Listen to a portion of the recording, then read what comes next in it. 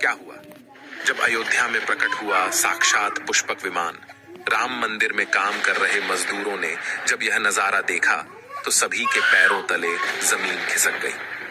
22 जनवरी, प्राण प्रतिष्ठा से पूर्व अयोध्या में इतने बड़े चमत्कार का होना सभी को आश्चर्य में डाल रहा है। कुछ लोगों ने इसके साक्षात दर्शन किए हैं, जिन्होंने अपनी आंखों देखी जो बताएं, उसे सुनकर आपकी भी रोंगटे खड़े हो जाएंगे। आगे बढ़ने से पहले अगर आप एक सच्चे सनातनी हैं, प्रभु श्री राम को अपना आराध्य मानते हैं, तो इस वीडियो को लाइक करके कमेंट बॉक्स में जय श्री राम जरूर लिखें। दोस्तों, 22 जनवरी 2024 को रामलला अयोध्या के नए भव्य मंदिर में विराजमान होंगे। इस शुभ कार्यक्रम के लिए पूरे देश में निमंत्रण बांटा जा रहा है।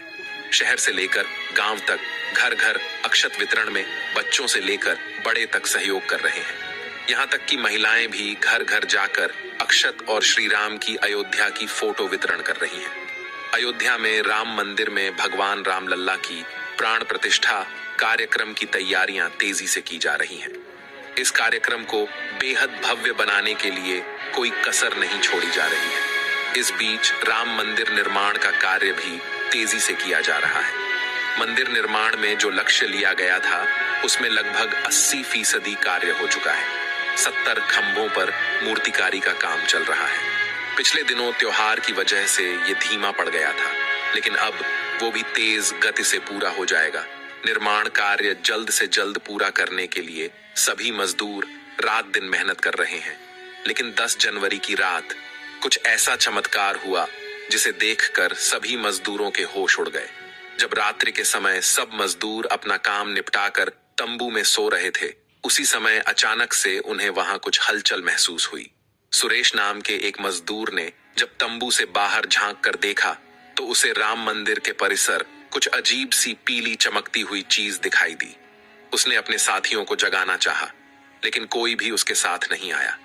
जब हिम्मत करके सुरेश जब राम मंदिर परिसर में पहुंचा तो वहां का नजारा बहुत चौंकाने वाला था, क्योंकि वहां पर उसे एक बहुत ही दिव्य चमत्कारिक विमान दिखाई दिया, जिसका आकार मोर के समान था, जो दिखने में काफी सुंदर और तेज से परिपूर्ण था, जो कि राम मंदिर परिसर में पिछले क्षेत्र में उतर रहा था। लेकिन उस विमान को नियंत्रित कौन कर रहा था, ये समझ नहीं आ रहा था, क्योंकि उस विमान में इतना तेज था कि सामान्य आंखों से नहीं देखा जा सकता था। लेकिन समझ में कुछ ऐसा आ रहा था मानो स्वयं साक्षात भगवान राम पुष्पक विमान के माध्यम से अयोध्या में उतर रहे हों। सुरेश ने यह चमत्कार अपनी आंखों से देखा, लेकिन अचानक से ही वह बेहोश हो गया, क्योंकि वो उसके तेज को सहन नहीं कर पा रहा था। सुरेश जब सुबह उठा तो वो उसी स्थान पर मौजूद था और उसके साथ ही मंदिर निर्माण कार्य पूरा करने के लिए जा रहे थे। उसने सभी को रोककर रात्रि की सच्चाई बताई, लेकिन सभी उसकी हंसी उड़ा रहे थे।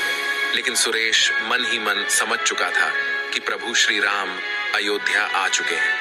यह उसके लिए सौभाग्य था कि उसे इतना सुंदर दृश्य देखने को मिला, जहां शायद उसने साक्षात पुष्पक विमान के दर्शन किए थे, यानी कि प्राण प्रतिष्ठा से पहले अयोध्या प्रकट हुआ साक्षात पुष्पक विमान। दोस्तों, देश के अलग अलग हिस्सों में कई बार अजीब सी आकृति के विमान देखे गए हैं, जिनका संबंध कई बार तो एलियन के साथ जोड़कर भी देखा जाता है। यानी कि अयोध्या में उस रात्रि को मोर की आकृति का विमान देखना वास्तव में प्रभु श्री राम का ही कोई संदेश हो सकता है। लेकिन क्या यह विमान सचमुच में पुष्पक विमान है? इसकी आखिर क्या गारंटी है? इसे समझने के लिए हमें पुष्पक विमान के रहस्य को अच्छे से जानना पड़ेगा। आपको पुष्पक विमान का रहस्य बताएंगे, जिसे समझकर आपको यकीन होगा कि अयोध्या में पुष्पक विमान का प्रकट होना कलयुग का सबसे बड़ा चमत्कार है। रामायण पुष्पक विमान का जिक्र है, जो पहले कुबेर के पास था। इसके बाद रावण ने उसे अपने सौतेले भाई कुबेर से लंका समेत बलपूर्वक हथिया लिया था। फिर रावण इसी के जरिए कहीं भी आता जाता था। रावण को हराने के बाद ये विमान श्री राम के पास आ गया। वो जीत हासिल करने के बाद इसी विमान के कहीं जगह होते हुए अयोध्या पहुंचे थे। रावण ने इसी के जरिए पंचवटी आश्रम से सीता का हरण किया था और उन्हें उस पर बिठाकर लंका ले गया था। कहा जाता है कि पुष्पक विमान आज के विमान की तरह था। पुष्पक विमान के जरिए रावण हवाई मार्ग से सफर किया करता था। रावण को मौत के घाट उतारने के बाद उसी विमान के जरिए प्रभु श्री राम, माता सीता और लक्ष्मण लंका से अयोध्या लौटे थे। रामायण में जिस तरह से पुष्पक विमान का जिक्र मिलता है, उससे तो यही लगता है कि ये आज के हवाई जहाज की तरह था, लेकिन तकनीक के मामले में मॉडर्न एरोप्लेन से कहीं आगे था। रामायण के सुंदरकांड के 7वें अध्याय में पुष्पक विमान के बारे में जानकारी मिलती है। पुष्पक विमान की आकृति मोर की तरह थी। ये अग्नि और वायु ऊर्जा से उड़ान भरता था। इसकी तकनीक इतनी उत्कृष्ट थी कि इसका आकार छोटा और बड़ा किया जा सकता था। कहा जाता है कि रावण अपनी पूरी सेना को साथ लेकर इस विमान से उड़ान भर सकता था। पुष्पक विमान अपने चालक की इच्छा के अनुसार गति पकड़ता था। ये मन की गति से उड़ान भर सकता था। विमान में बैठने के लिए कई आसन बने थे। पौराणिक कथाओं के मुताबिक युद्ध के बाद भगवान श्री राम ने विमान का पूजन कर ये दिव्य विमान वापस कुबेर को सौंप दिया। कुबेर ने पुष्पक विमान को भेंट स्वरूप प्रभु श्री राम को दे दिया, जिसके बाद इसी पुष्पक विमान से प्रभु श्री राम, माता सीता और लक्ष्मण अयोध्या पहुंचे। अब दोस्तों, कई हजारों सालों बाद एक बार फिर जब भव्य राम मंदिर का निर्माण हुआ है, तो प्रभु श्री राम अपने भाई लक्ष्मण और मां का सीता के साथ एक बार फिर से अयोध्या धाम पहुंच रहे हैं, वह भी अपने इसी पुष्पक विमान पर, जिसका नजारा वहां के मजदूर अपनी आंखों से देख चुके हैं। रामायण के प्रसंग में कहा गया है कि जब माता सीता को हरण करके रावण ले जा रहा था, तो रास्ते में जटायु ने अपने चोंच से रावण को चोट पहुंचाई थी। उस समय रावण पुष्पक विमान में ही मौजूद था। इसके बाद रावण ने तलवार से जटायु को लहूलुहान कर दिया था। जटायु घायल होकर जमीन पर गिर गए। जब सीता को खोजते हुए राम पेड़, पौधे और पक्षियों से पूछते जा रहे थे, तो रास्ते में घायल जटायु से मुलाकात होती है।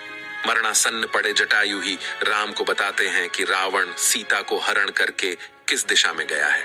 लेकिन जब साक्षात प्रभु श्री राम पुष्पक विमान में अयोध्या आ चुके हैं, तो भला उनके परम भक्त जटायु कैसे पीछे रह सकते हैं। अयोध्या में राम लल्ला की प्राण प्रतिष्ठा से पहले जनपद की सीमा में गिद्धों का झुंड दिखाई दिया है।